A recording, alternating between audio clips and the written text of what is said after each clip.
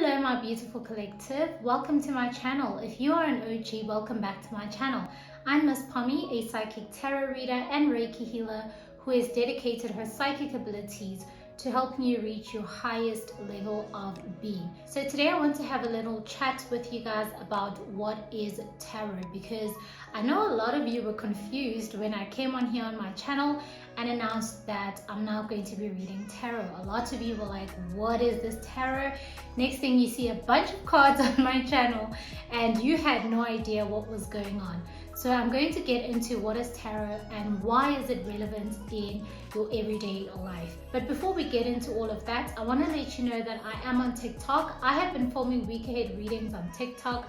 I have taken a bit of a hiatus, but I will be there filming some spiritual videos. So you guys can head on over to my TikTok at Love Being Pretty so that you don't miss out on all the spiritual goodies that I post on there. With all of that being said, let's get into today's video. I'm very excited to share this piece of divine wisdom with you. I hope you are enlightened and please do enjoy.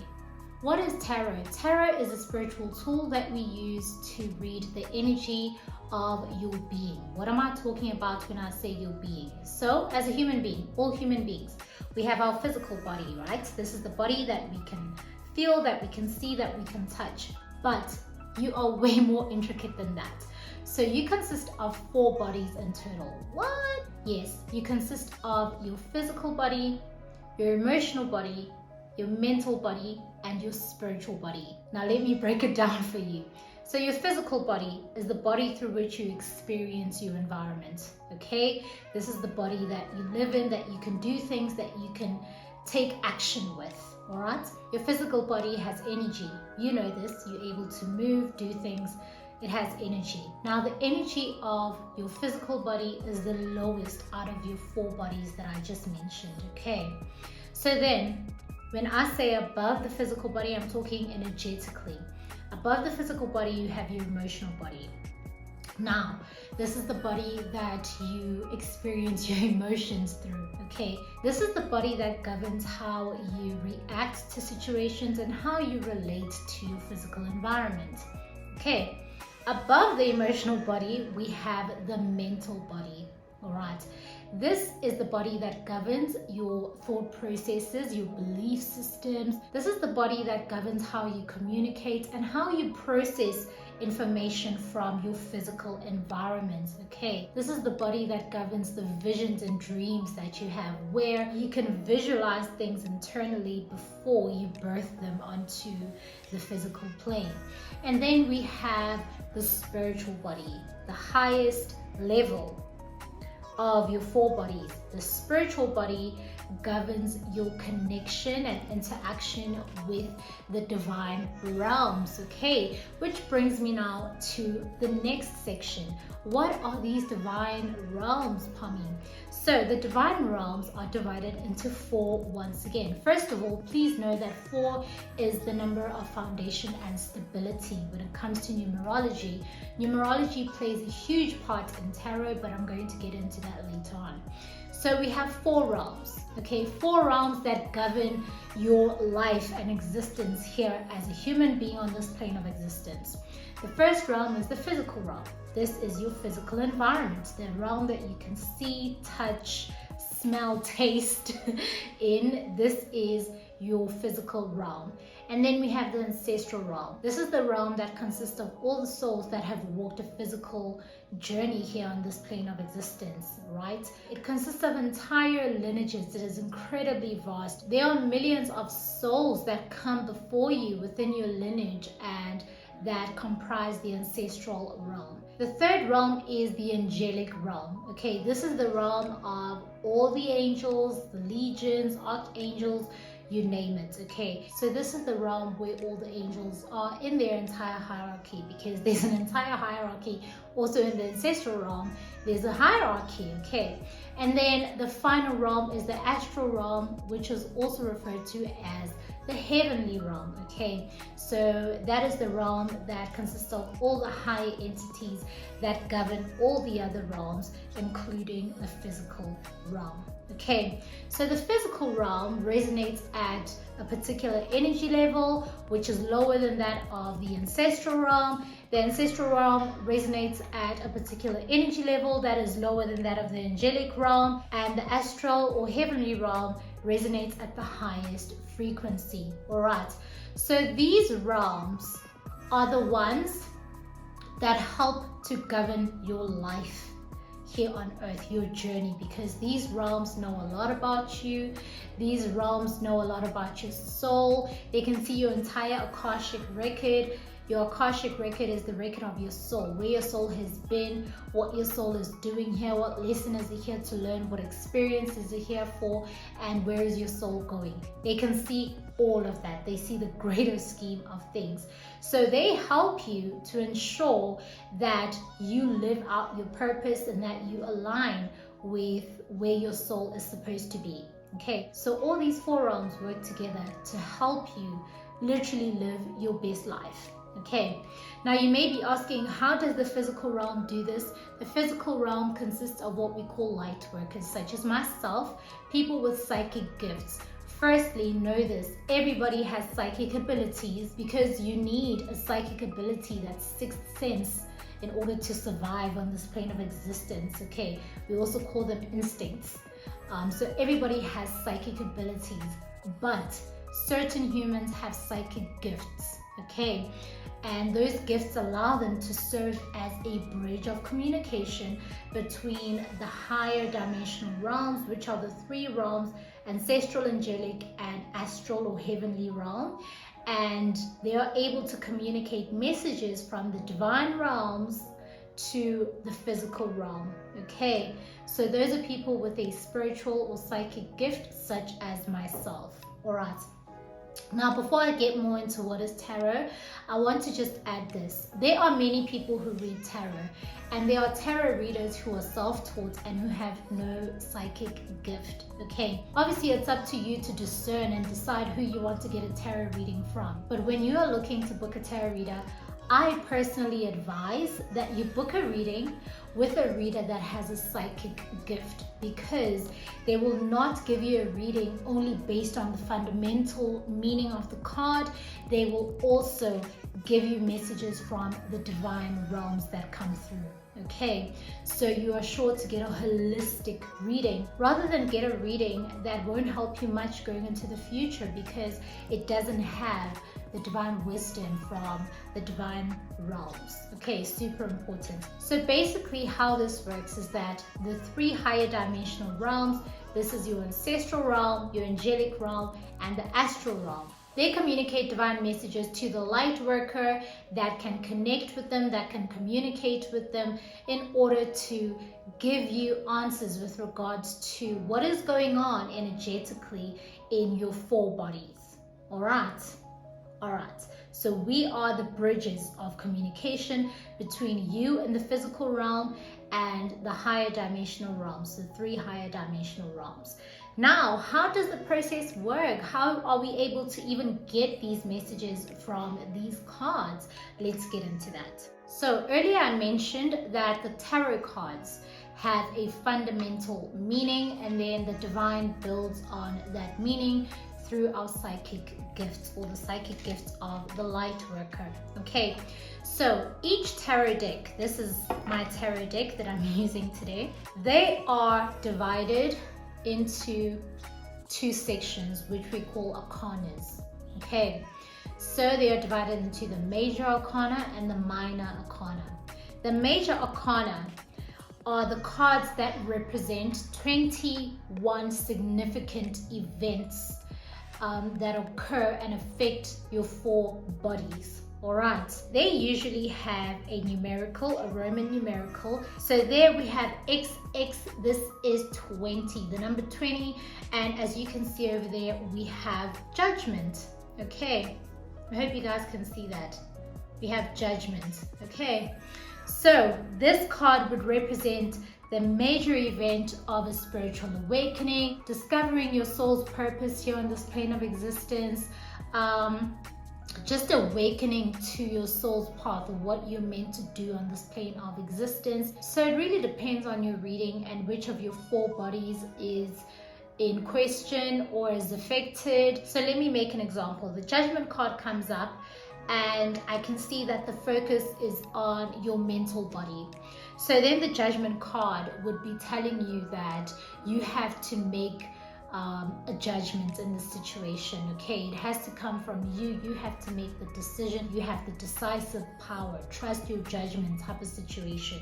If maybe it comes up and I see that it is focusing on your physical body, then it would talk about literally you getting up and doing something, taking physical action. Okay, let's say your emotional body is in question, then it will talk about you listening to your intuition, you exercising emotional intelligence, things like that. All right, so it represents major events in our lives, and it talks in relation to which of your bodies are in question. Okay, sometimes it can be more than one body that is in question, so it really depends on the reading. Okay, so each number has a meaning.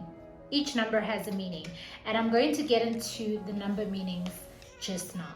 Let's look at another major arcana card. So here we have the Strength card. Okay, the Strength card.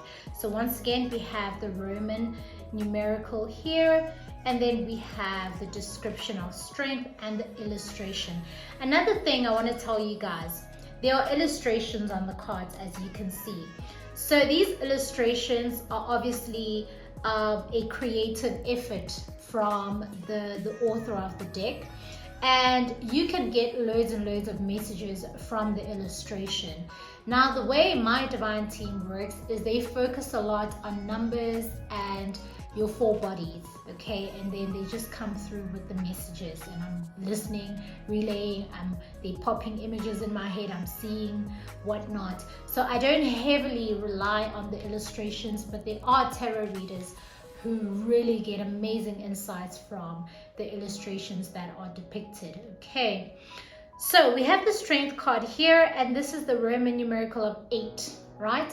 Now 8 is the infinity sign. All right, so it represents divine flow. So the Strength card, let's say it comes up and your mental body is in question, it's all across the table, then it would talk about you being headstrong, it would talk about you having a strong belief system, you know, things like that. It talks about strength, resilience, but not in an aggressive way. It also talks about being humble and understanding that being humble and kind and gentle in most situations, it may seem like a sign of weakness, but there's actually a lot of strength in that. Okay, it talks a lot about finding a balance between self-esteem and nobility, so that you're not controlled by the ego type of situation. Okay, so let's say it is clarifying or talking about your emotional body. It will talk about you having emotional wisdom.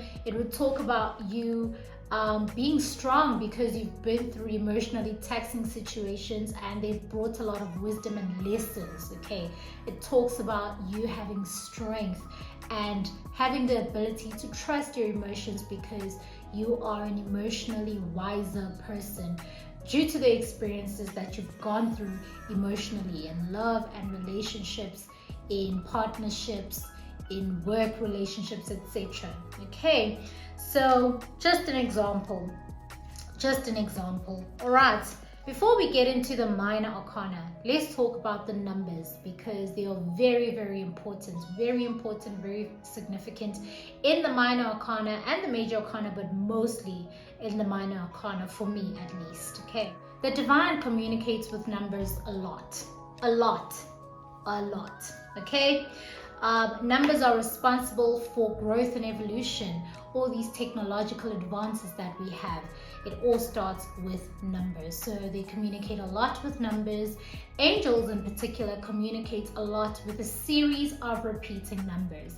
Guys, when you see repeating ones or repeating twos or threes or fours, know that that is angelic communication. Look for the meaning of those numbers, okay? Or consult with somebody who has the knowledge of what these numbers mean in the divine realms, okay? So let me take you through the numbers and their meanings. The number 1, which is also referred to as ace, especially in tarot, represents newness, beginnings, birth, ignition. Listen, it represents life, the beginning of life, the beginning of something, newness. All right, we move on to the number 2. The number 2 represents duality, complements, partnerships, okay? Two sides that when come together make a whole, complete the entire picture. Even though they're different, they make the picture whole. That is the number 2, okay? The number 3 talks about creation and progress, okay? It talks about growth, it talks about evolution, all right? It talks about the process of creating, of manifesting what you envision in your higher dimensional bodies, what you feel in your higher dimensional bodies, your emotional body, and bringing all of that into the physical, okay? And because you're able to bring those things into the physical, they improve your life, they lead to growth, they lead to evolution, all right? That is the number 3.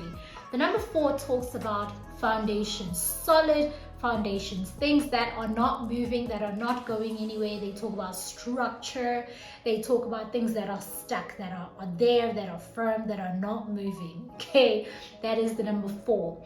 And then we have the number 5. The number 5 talks about changes, challenges, and conflicts. I call it the 3 C's: changes, conflicts, and challenges, or changes, challenges, and conflicts, okay? That is the number 5. So sudden events, sudden unexpected events, changes that are pleasant or unpleasant, significant changes, you know, getting married, things like that, changing your environment, changing a career, not necessarily a job, but changing a career, you know, pursuing a different career, changing your belief system, you know, maybe adopting a new belief system.